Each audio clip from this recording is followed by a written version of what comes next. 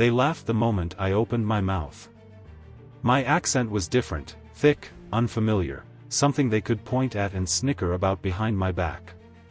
Every time I spoke, it felt like their eyes pierced right through me, judging me, dismissing me as if I didn't belong. "Where are you from?" they'd ask, not out of curiosity, but with that subtle sneer that said, "You don't fit here."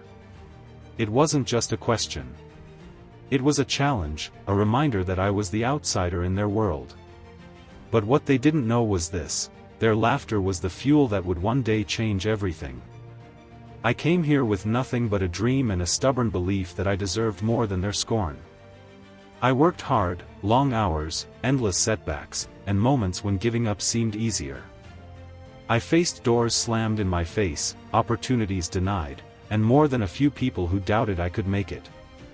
But I refused to be just a punchline in their jokes or a shadow behind their success. Instead, I quietly built my future while they stayed stuck in their small-minded world. And then, the day came when everything flipped. The very company where those same voices mocked me, I bought it. Yes, the place where they laughed at my accent, where they whispered about me as if I was invisible, became mine. Not just a small piece, but the whole company. And with that power, I made the decision that shook everyone to their core. I fired their boss. The one who led the laughter, the one who made it okay to treat me like I didn't matter. Now, the tables have turned. Those who once sneered now wait for their paychecks from me. The underdog, the immigrant with an accent they mocked, is the one signing the checks, calling the shots. But this isn't just a story about revenge. It's about justice. About proving that success isn't about where you come from or how you sound. It's about grit, heart, and never letting anyone else define your worth. But how did I get here?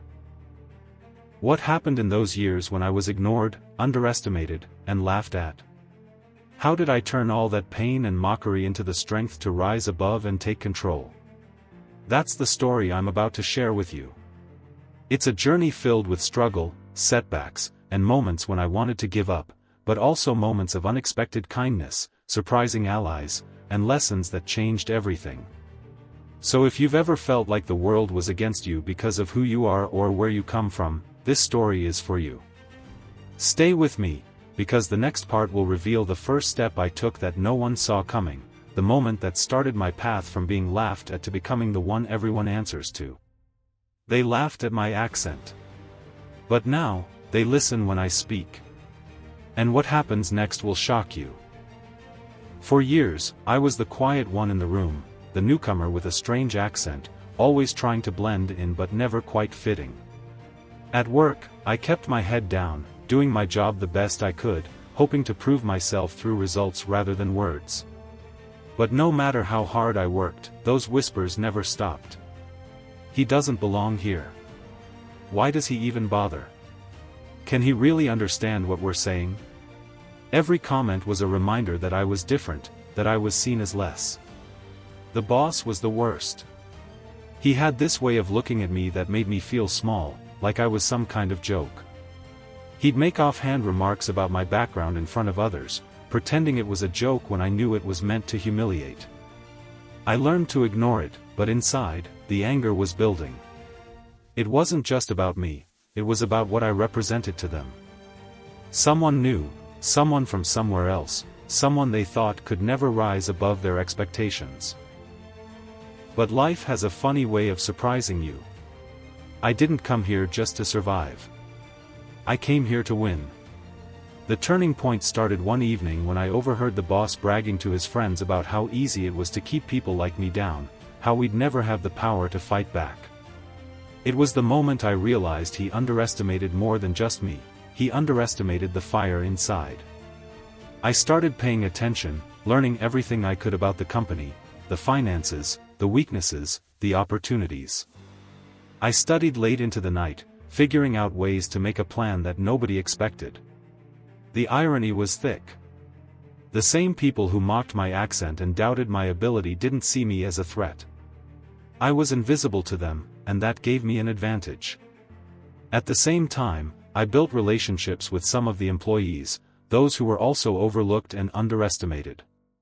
They shared their frustrations, their dreams, and their hopes for a better workplace. I wasn't just gathering information. I was building a team of quiet warriors who were ready for change but didn't know how to start. Together, we dreamed of what could be if the company was run with respect and fairness, instead of arrogance and cruelty. One day, the opportunity came, a chance to buy a controlling share of the company when the owner decided to sell. It wasn't easy. I had to fight for every dollar, convincing investors who doubted me, proving that my vision wasn't just a fantasy. People laughed behind my back, saying, "He'll never get it." But every "no" only made me work harder. What made it even harder was the personal cost. My family worried I was risking too much. Friends told me to give up and focus on safer paths.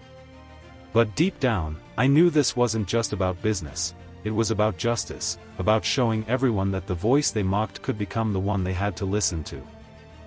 Now, as I hold the papers that make me the owner, the tension is thicker than ever. The boss I fired wasn't just losing a job, he was losing control. And I know that some of those who laughed at me are struggling to believe that the quiet immigrant with the strange accent is now the one with the power. They don't know what to expect next. Will I be the leader who brings real change? Or will the scars of the past make it harder than I thought? The story isn't over. The battle for respect, fairness, and justice is just beginning. And every step I take is watched closely by those who once laughed, and those who still wonder what's next. Taking control of the company was only the beginning. The real challenge was what came next, facing the resistance that bubbled beneath the surface. The moment the news spread that I was the new owner, the office atmosphere shifted. Some employees were stunned, others whispered in disbelief, and a few outright refused to accept it. The same people who had laughed at my accent were now forced to face me as their boss. The power dynamic had flipped, but respect didn't come easy. The old boss, the one I fired, didn't go quietly. He spread rumors, trying to undermine my authority.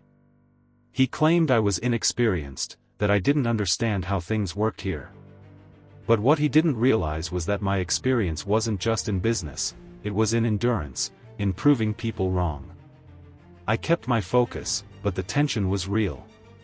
Meetings that used to be routine turned into battlegrounds, and I could feel the eyes watching my every move, waiting for me to fail. Meanwhile, the employees were divided. Some saw me as a symbol of change, a leader who finally understood what it meant to be underestimated and was willing to stand up for fairness. Others were loyal to the old ways, uncomfortable with the idea that someone from outside, someone with an accent they had mocked, was now making decisions. I spent hours talking with teams, listening to their fears, their hopes, and their frustrations. I wanted to build trust, but it wasn't easy to break down years of skepticism. One of the most surprising parts was how some of the employees, who once laughed along with the boss, began to approach me quietly. They shared stories about how the old leadership ignored their struggles or treated them unfairly. Suddenly, the company wasn't just a place of business, it was a place where people's lives and dreams were tangled in the daily grind. I realized that my fight wasn't just about me or the boss I replaced, it was about creating a workplace where everyone felt valued. There was also the personal side of things I hadn't expected. Family and friends who supported me had their doubts. They worried the stress was too much, that the fight would wear me down. I found myself juggling late nights of work with moments of self-doubt. Was this battle worth it? Could I really change a place that had been stuck for so long? But every time I heard someone whisper, "He's doing it," or saw an employee stand a little taller, I remembered why I started. But not everyone was happy to see the change. Some former allies of the old boss started pushing back in ways I hadn't anticipated: quiet sabotage, missed deadlines, and a few leaks to the press about supposed instability. It was a reminder that revenge and justice weren't simple paths. They were messy, complicated, and sometimes lonely. The same people who mocked my accent now tried to discredit my leadership. At the same time, I found unexpected allies. A few long-time employees, who had been invisible under the old regime, stepped forward to help me understand the deeper problems. Together, we uncovered practices that had been accepted as normal but were unfair and outdated. It was clear that changing the company meant more than firing one boss, it meant rebuilding a culture. The stakes kept rising. Every decision I made felt like walking a tightrope between progress and backlash. I knew the road ahead was filled with obstacles, but also opportunities. The question was whether I had the strength to keep pushing when the laughter turned into silence, and the silence turned into suspicion. What happens next? Will the underdog truly transform the company, or will the resistance be too strong? The story is far from over, and the real test of justice is just beginning. Every day felt like walking into a storm I couldn't avoid. The walls of the company, once filled with whispers and laughter at my expense, now echoed with something different, tension so thick you could cut it with a knife. I was no longer just the outsider with the accent, I was the one holding the reins. And with that power came a new kind of pressure, one that wasn't just about proving myself anymore, but about proving to everyone that justice wasn't just a word, but something real. The old boss, stripped of his title but not his influence, became the dark cloud hovering over every meeting. He worked behind the scenes, pulling strings, encouraging those loyal to him to resist every change I tried to make. I caught wind of secret conversations, late-night texts, and subtle acts of defiance meant to trip me up. It was a game of chess, and he was playing dirty, a reminder that revenge isn't easy, especially when you're fighting someone who won't give up without a battle. At the same time, the employees I had hoped would be my allies were caught in the middle. Some were scared to speak up, worried about losing their jobs or facing backlash. Others were divided, torn between loyalty to the past and hope for a better future. I spent countless hours trying to hold the team together, trying to rebuild trust one conversation at a time. But the deeper I dug, the more I realized how deeply rooted the problems were. It wasn't just about one bad boss or one toxic culture, it was about breaking a cycle that had been accepted for years. My own doubts crept in during those long nights. Was I ready for this fight? Could one person really change something so broken? Every setback felt personal, every sneer or sideways glance a reminder of the journey I'd taken, from being laughed at to standing in the very room where those laughs once echoed. But giving up wasn't an option. I had come too far, not just for myself but for everyone who had been overlooked and underestimated. Then came the moments when the pressure exploded. An important project, one I had poured everything into, suddenly hit a wall, missing deadlines, sabotage reports, and confusion that seemed too coordinated to be a coincidence. The old boss's network was still alive, and it was working against me harder than ever. Rumors spread like wildfire, painting me as the new tyrant, the outsider who didn't belong, the one who was ruining everything. At the same time, whispers of a potential takeover started circulating. Investors began to question my leadership, some hesitant to back someone who stirred so much controversy. It felt like the entire company was on the edge of collapse, and I was standing alone in the center of the storm, trying to hold the pieces together. But just when it seemed like everything was falling apart, a few unexpected voices rose up. Employees who had been quiet, watching from the sidelines, now stepping forward with stories of how the company needed change more than ever. They reminded me why this fight mattered. They gave me the strength to face the coming days, knowing that justice wasn't about revenge alone, it was about giving people a chance to believe again. Now, the biggest moment was just ahead. The final showdown between the past and the future, between laughter and respect, between being underestimated and taking control. What would happen when the truth came out? When the real power of this underdog was put to the test? The answers were just within reach, and the tension had never been higher. The story is on the edge, and what happens next will change everything. Just when I thought I had a handle on the chaos, something unexpected hit me like a lightning bolt. A trusted member of my own team, someone I believed was on my side, suddenly turned against me. The betrayal wasn't subtle, confidential information was leaked to the old boss and his allies, giving them a dangerous advantage. It felt like the ground was shifting beneath my feet all over again.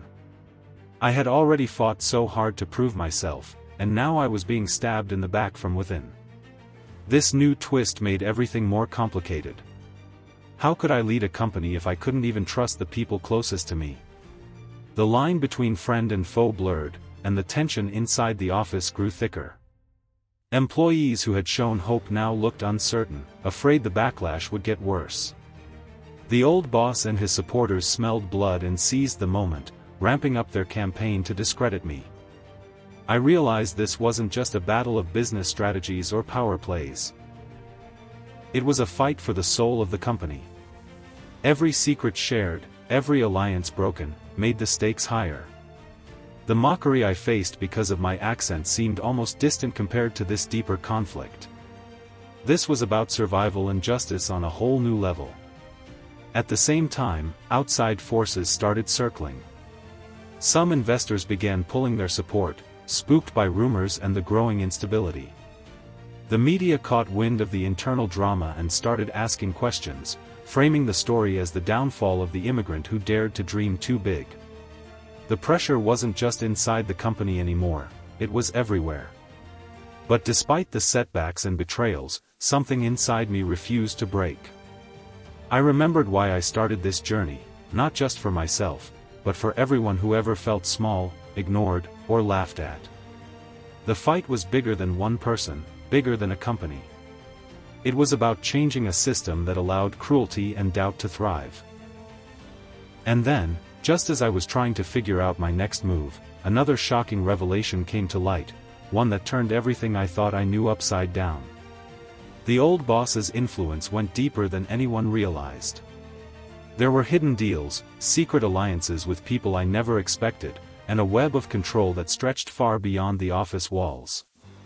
The battle wasn't just about firing one man, it was about exposing a whole network built on power and fear. This discovery sent shockwaves through the company and threatened to unravel all the progress I had made. The risk wasn't just losing the company anymore, it was losing everything I had worked for. The stakes had never been higher, and the question hung heavy in the air: could the underdog really overcome such a powerful enemy? The tension is at its peak, the story more unpredictable than ever. What happens next will test every ounce of courage, resilience, and justice I have left. The fight is far from over, in fact, it's only getting started.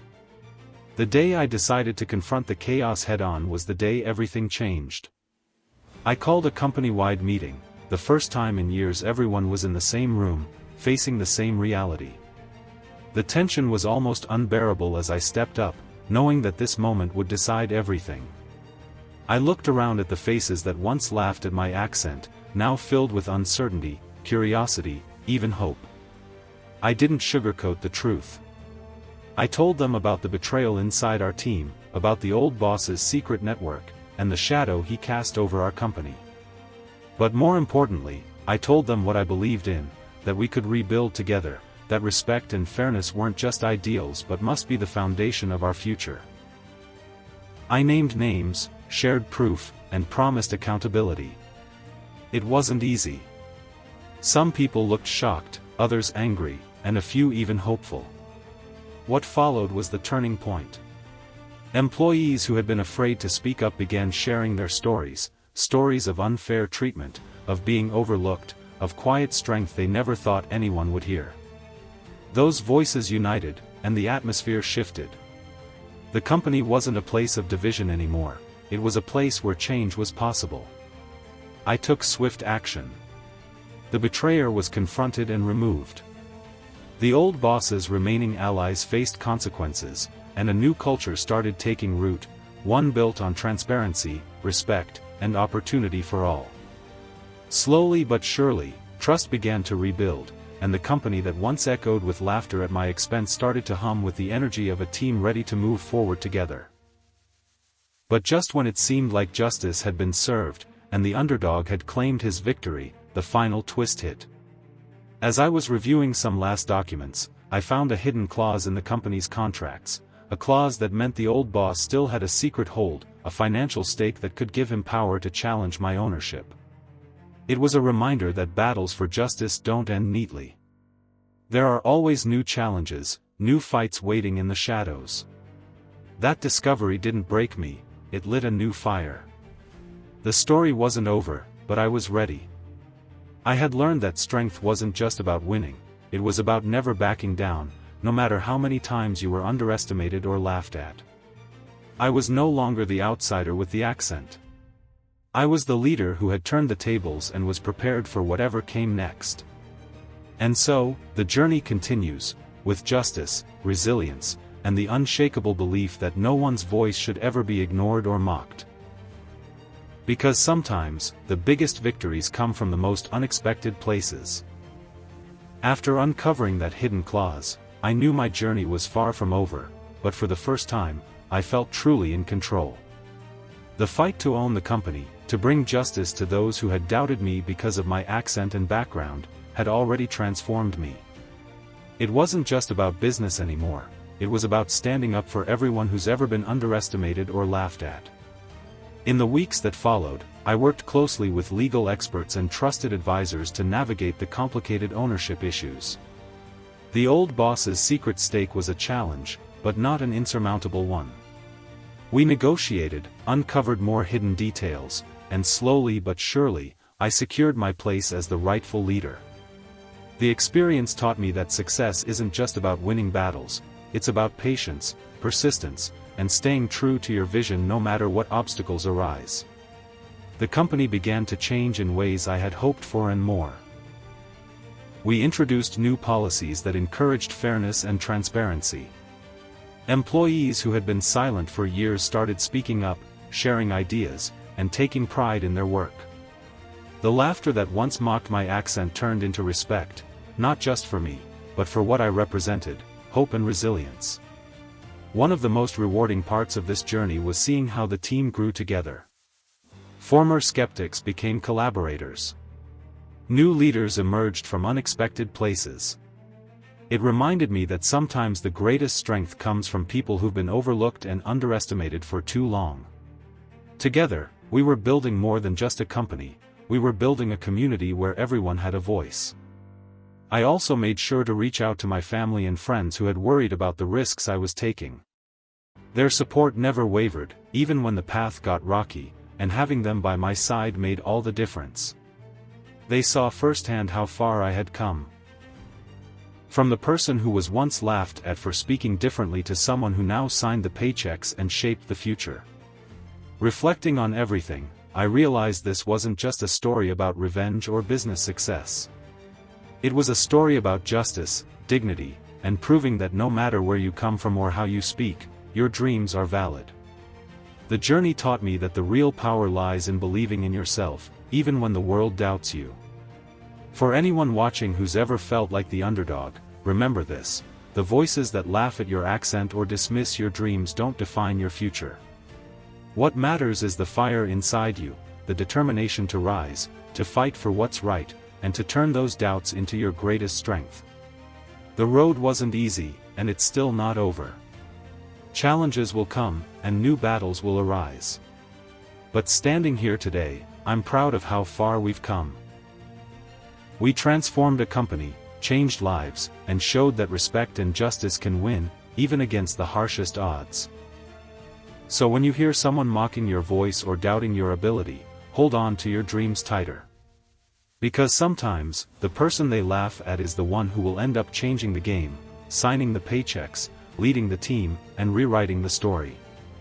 This is my story, the story of an underdog who faced mockery, betrayal, and doubt, and turned it all into a victory not just for myself, but for everyone who's ever been told they don't belong.